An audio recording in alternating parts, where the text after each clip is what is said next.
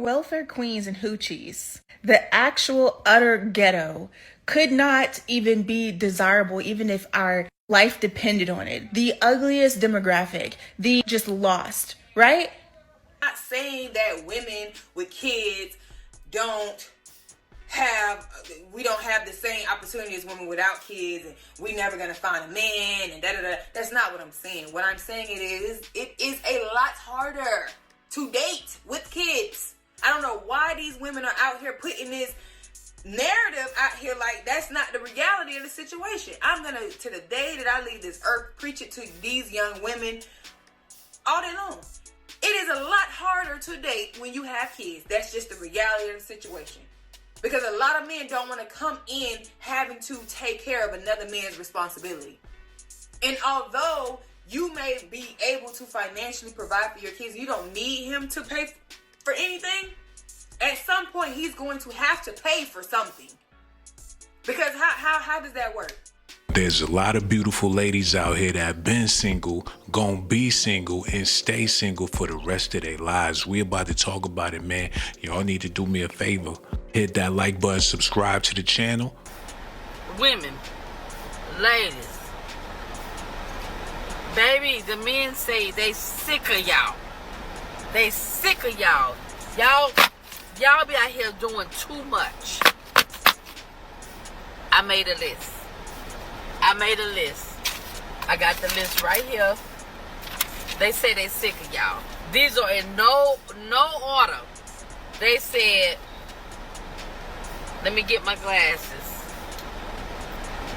They said they sick of y'all with all that makeup.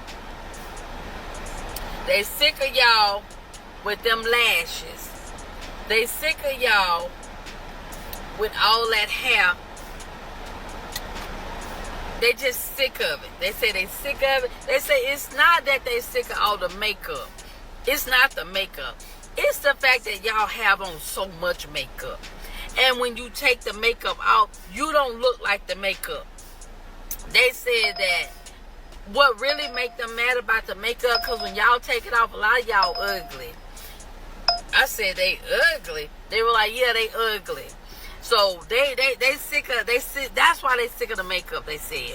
I said, oh, that's not nice. They said, well, it's true.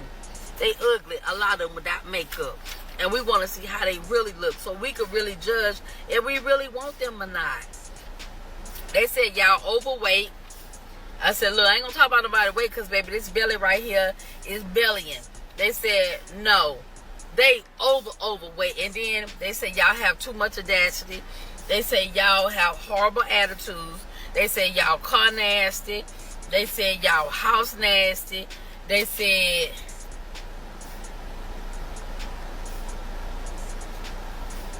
what?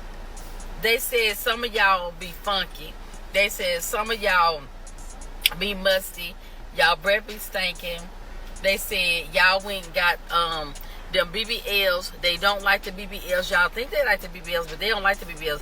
And they said that all y'all want to do is go eat crab legs, corn, and potatoes. That's what they said. Seafood boys. That's what they said. Oh, man. The men sick of y'all. They sick of y'all. Ladies, they sick of y'all. Just me, but I've been very preoccupied with love as of lately. As a person with an avoidant attachment style and also spends lots of time alone and need that, it's being very preoccupied with a level of closeness that I'm not quite used to. Yes, I yearn for this, but I obviously have patience. And for me, I'm not looking to settle or looking to just be attached. I'm looking for my partner forever. And I'm very okay with waiting for that as long as it takes. I'm focusing on self-love, and I find that I'll find the partner that's ideal for me along that path. But what's been coming up is being distracted by loneliness because I'm yearning for love, as in romantic love. And as a Black woman, and I think that many of us might be a little bit desensitized to it, or maybe we feel this and don't really fully realize what this is that we're experiencing, but it's carrying that generational trauma of never being loved adequately. It's so many Black women being repulsed by receiving, or just not comfortable with receiving. Why? Because Black women are taught and conditioned that you should accept less. So by design, the average Black woman, their idea of love is, how can I make myself easier to love? How can I make things easier for the guy? How can I make him work less? How can I do more? How can I work for this love? And this right here is something that we're taught and is also reaffirmed whenever we go into relationships, and we're questioned between what we bring to the table, and they often complain about us not being submissive enough. And mind you, I don't understand how Black women can even be perceived as not being submissive when all Black women know is how to be submissive. How can women that have a long history of caretaking and giving mammy and mother, how can you guys see that as not submissive? To be submissive is to be nurturing. I think that the men have not really quite experienced how to love the woman properly in order for them to submit to them safely. And also what I've noticed for Black women is that there's never quite any space for them to freely express their emotions. So many Black men or Black women are often rejected whenever they express themselves. What so many Black women speak about in their relationships with Black men is the moment she takes initiative around love, or questions things around love, or tries to express her love, she's perceived as masculine. Ladies, listen, Kevin Samuels was right. I saw all the negative stuff from his death this past week and all the negative comments. Don't shoot the messenger. We got to mature to a place where we are not upset with the truth. Now, I didn't agree with any of his delivery because he was harsh and he lacked compassion with the delivery. But I agree with most of what he said because I think what a lot of women were hearing is, we don't have value, when really what he was saying is all women want a millionaire man or a six-figure man, but those types of men are typically not attracted to women like us. And he gave very specific reasons, and he used factual information from your own personal answers that you gave. If you're 10 and you can catch this type of man, why don't you have one? The fact of the matter is, I didn't agree with his methodology, but his message was very powerful. If we could receive it, I believe we could all evolve, because we tend to overlook the average everyday man, and that's just not wise. And I think the message that Kevin, the part that was lost upon most of us, is it doesn't mean that you don't deserve a high quality man. You don't have to make six figures to be a high quality man. And I think his message was, why not look in the pool of men who are attracted to you, who are looking in the pool of women that you fit in. Obviously, I'm not a size 6 and I don't weigh 100 and anything pounds. My education is limited. I have one degree, and that's in education, things like that. And so it doesn't mean that I'm of less value. It just means that a man who's looking for those particular qualities would not be attracted to me. And it's unrealistic for me to expect a man who's normally attracted to a girl who's a size 6, with a lighter hue, with more education, who has no kids or who's younger or whatever. It's unrealistic for me to want to try to attract that type of man, knowing that I fit none of the criteria. So I don't think he was right in how he dealt with women, but I do believe what he said to us was an uncomfortable truth that most of us needed to hear.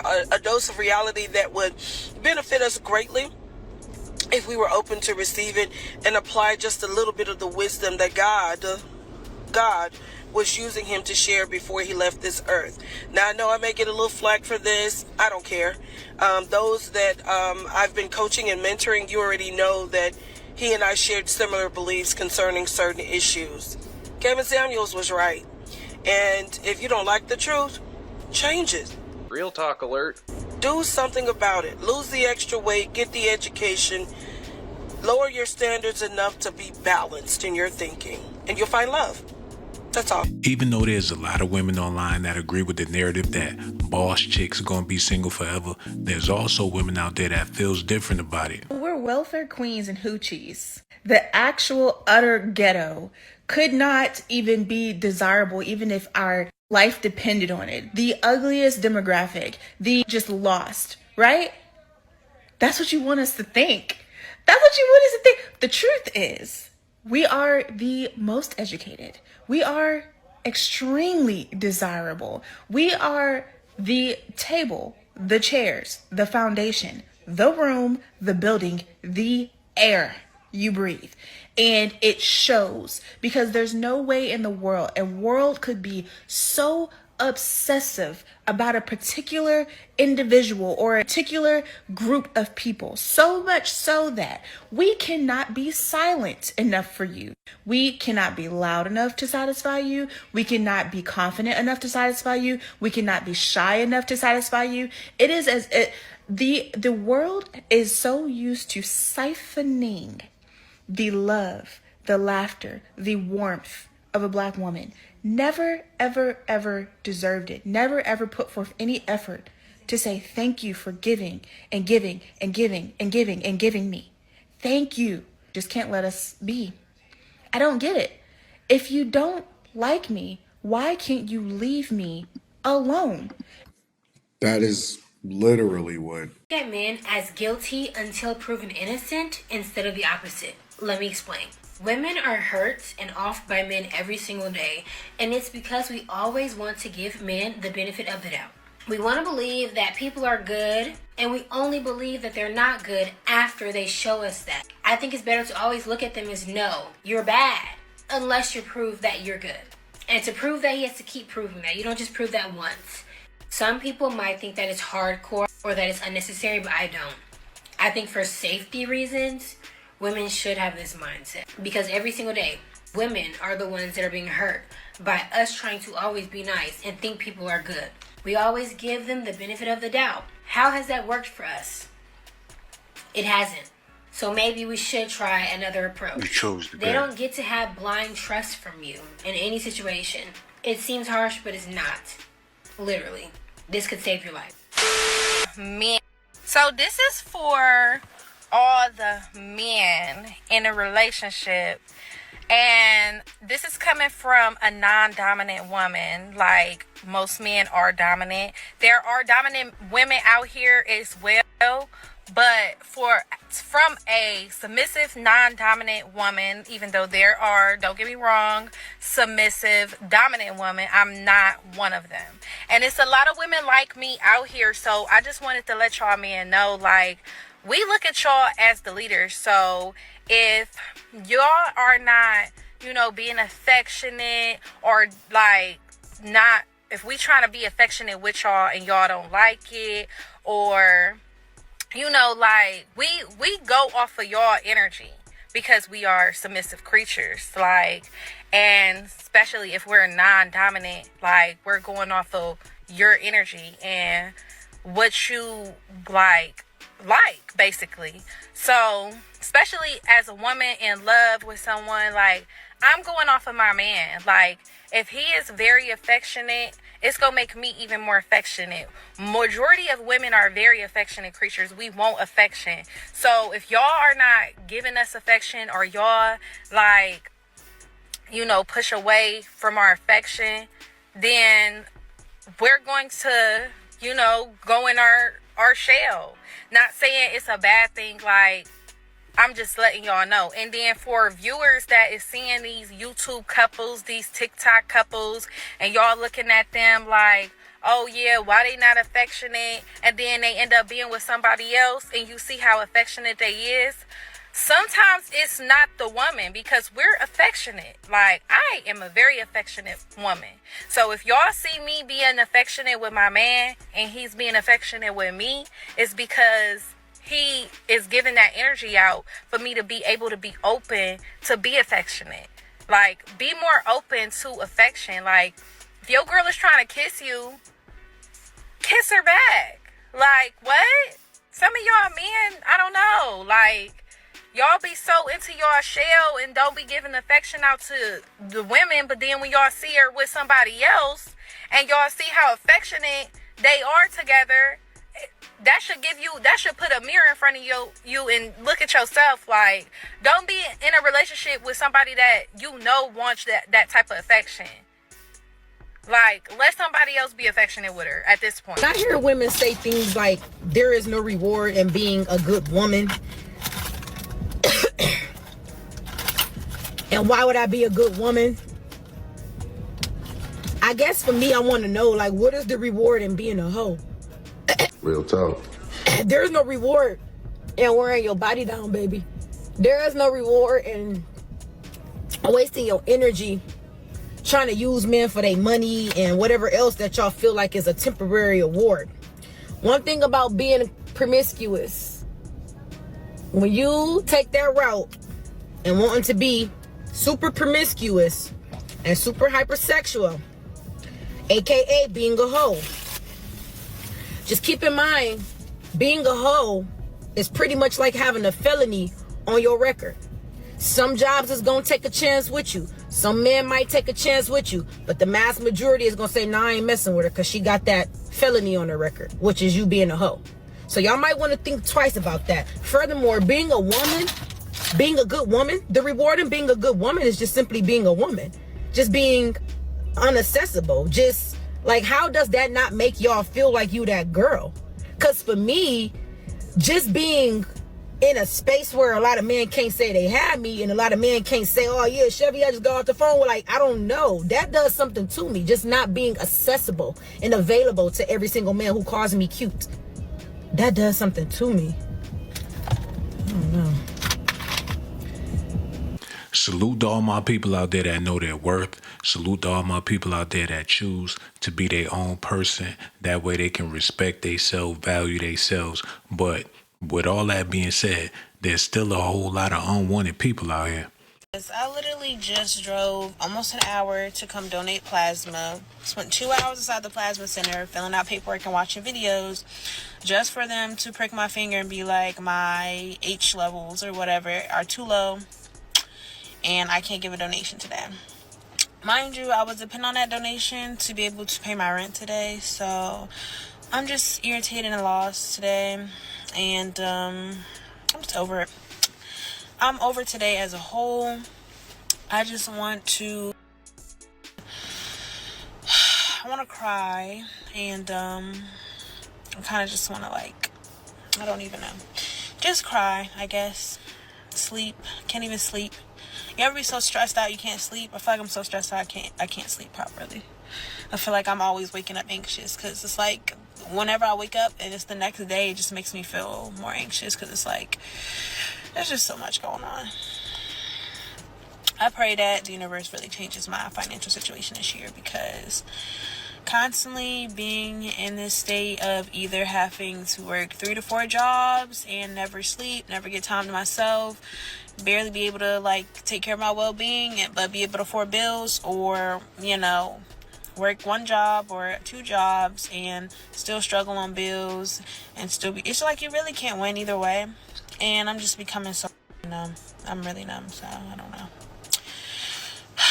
It's a waste of time. I'm irritated. I am tired of living in survival mode. I'm tired of living in survival mode. Like, where does it end? Life is just so expensive. People that don't have no jobs, like, and they are living life. Like, what are y'all doing? Put me on. Like, God. Everything is so expensive. Bills is just so expensive. You just get bill after bill after bill after bill after bill. Bills. Then rent high. Groceries high. You go in there and buy 5 things. That's about $200. Might be exaggerating a little bit. $150. But still, it's high. On top of that, I got a puppy. I got a child. They need things. I want things. They want things.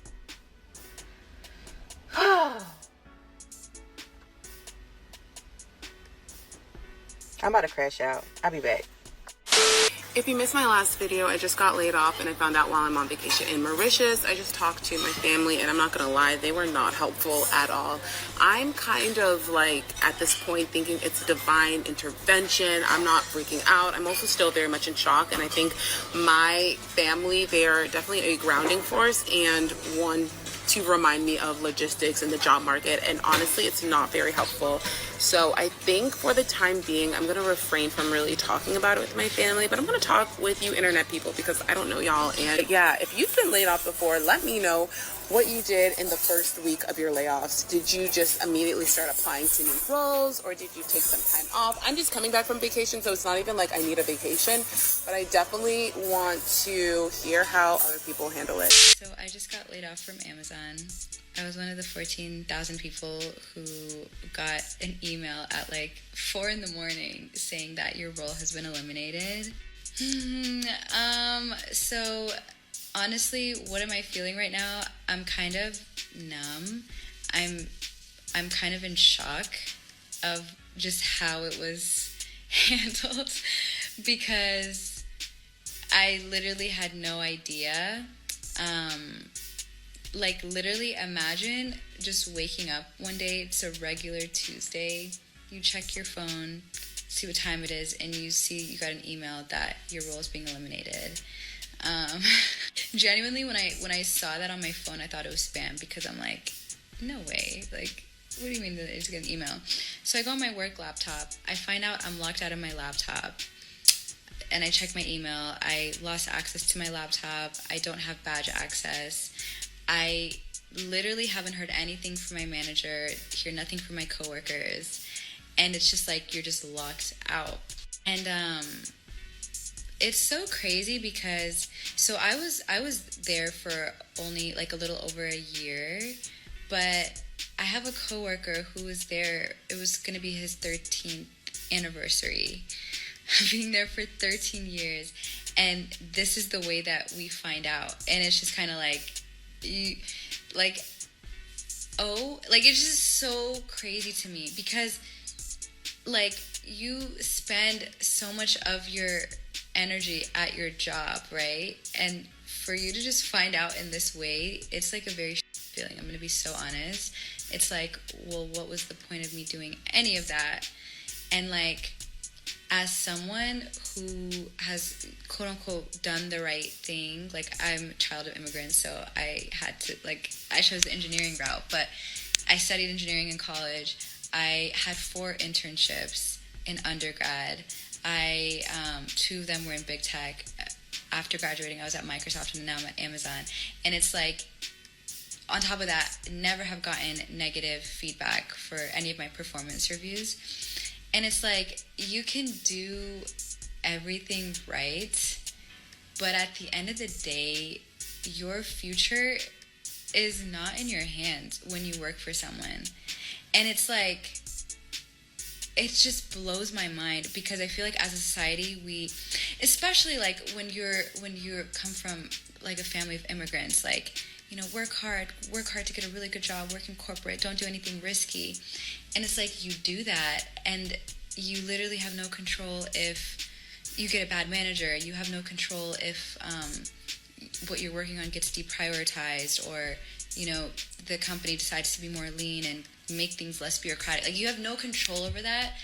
And like, I feel like I just worked so hard to do the right things, and this was such a huge slap in the face of like, I always had an entrepreneurial spirit in me, and I've always wanted to do that, but like, this experience honestly like is screaming to me that it really, you will never feel safe or secure without you like doing something for yourself. But yeah, so crazy. I'm still processing it, to be honest. I'm just like it doesn't feel human the way that we found out. Like, I didn't even talk to my manager. None of that happened. Like, I literally thought it was gonna be a regular day. I wake up, I'm cut out of everything, and you're just kind of expected to carry on with your day. But Yeah, so crazy. I also honestly think everything happens for a reason, and this is a blessing. And anyone who was affected, I think we're gonna be like so okay and so fine. But honestly, like I think you just need to process what just happened. Yeah. So every morning on my run, I pass the same guy. He's out walking his dog. Sometimes he's with his young son. Sometimes he's not. But every morning, I say, good morning. Hey, man, what's going on? And every morning, he ignores me. This morning, flat out ignores me. This morning, I guess I passed by his house. He's coming out of his front walk. I'm passing by. We're closer than we've ever been, like 5-6 feet apart. And I say, hey, man, good morning. Doesn't look at me, totally ignores me. Obviously, your boy has a problem with Miss Jade. I don't know why, but he does. But some of y'all are feeling the same way.